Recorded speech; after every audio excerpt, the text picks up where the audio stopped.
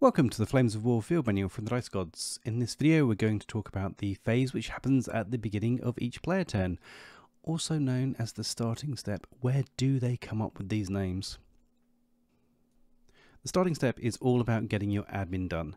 It's especially important to get the order in which things are done correctly, because the first few steps center around the condition of your forces and are interdependent. If you get them out of order, it can actually have a profound impact on the game.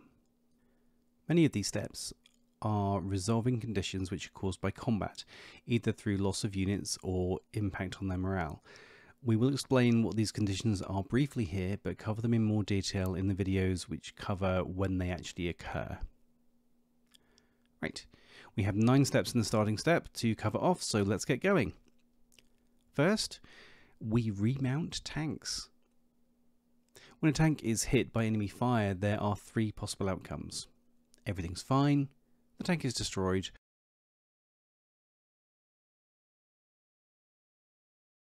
or it's bailed out.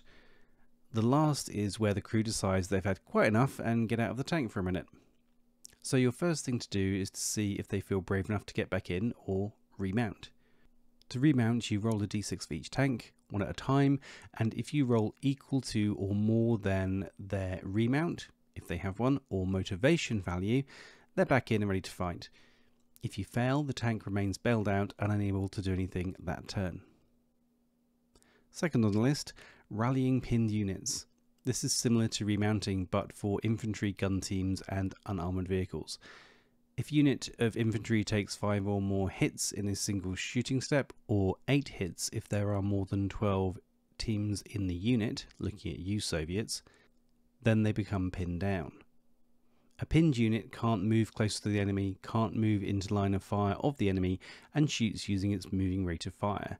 So it shoots less basically, and you have fewer tactical options. To rally from pinned, you need to roll a dice per unit. So that's not per team, that is per unit. If your roll equals or beats the rally value, if they have one, or motivation of the unit, then they're unpinned. If not, they remain pinned. Third, we're checking unit last stand conditions. This is where we find out whether damaged units have had enough and give up the fight. And it's all about spirits. A unit is in good spirits if it has no teams bailed out or destroyed, or it has at least the following: 2 tank teams which are not bailed out, 2 gun teams, 3 infantry teams, or 1 aircraft team. If the unit doesn't have these, then it's in bad spirits and you need to make a last stand test. To do this, roll 1d6 per unit. If your roll beats or equals the last stand, if they have one, or motivation value of the unit, then they hang around. If not, the whole unit's had enough and they're destroyed. You can re-roll this for units within 6 inch of the formation commander and line of sight of their unit leader. The formation commander is the HQ of the whole formation, and the unit leader is the boss of that one unit.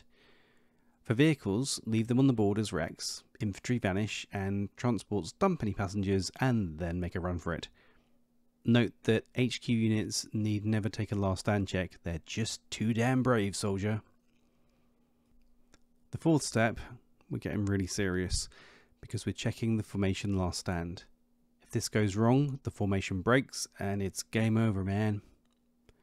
A formation is in good spirits if it has at least 2 units, including the HQ, either on the table or in reserve. Note, this is only units which are part of your formation. Any support units you bring don't count for this tally. If the formation is not in good spirits at the start of the turn, after you've completed your remounting, rallied any pinned troops, and done unit last stand checks, then the whole formation is automatically destroyed.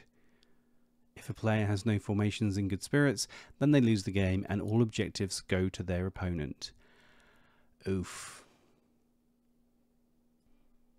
Now Flames of War will play with your emotions, and having checked for losing the game, you now check for victory conditions. Has someone won? This is done by checking the victory conditions of the mission, and if someone's won, referring to a chart on page 101 of the little rulebook on screen now to see if it was a stunning, major or minor victory. There are no draws in Flames of War.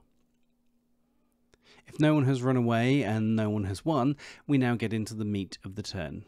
Fun things begin. First, you can reveal your ambush if you want to. To recap our last video, if you want to spring your ambush, you place your ambush units anywhere, provided it is at least 16 inches from any enemy tank, infantry or gun team with line of sight, unless sneakily concealed by terrain, and then it is at least 4 inches from all enemy tank, infantry or gun teams regardless of concealment. An ambush unit doesn't count as moving when it appears. In fact, if you're placing infantry out of transports or gun teams, then they class as being in foxholes, which gives them some nice defensive buffs. Then it's time for roll for reserves, depending on the type. See the last video for all the different types and how they work and where they come on. Our 8th step is rolling to bring in aircraft.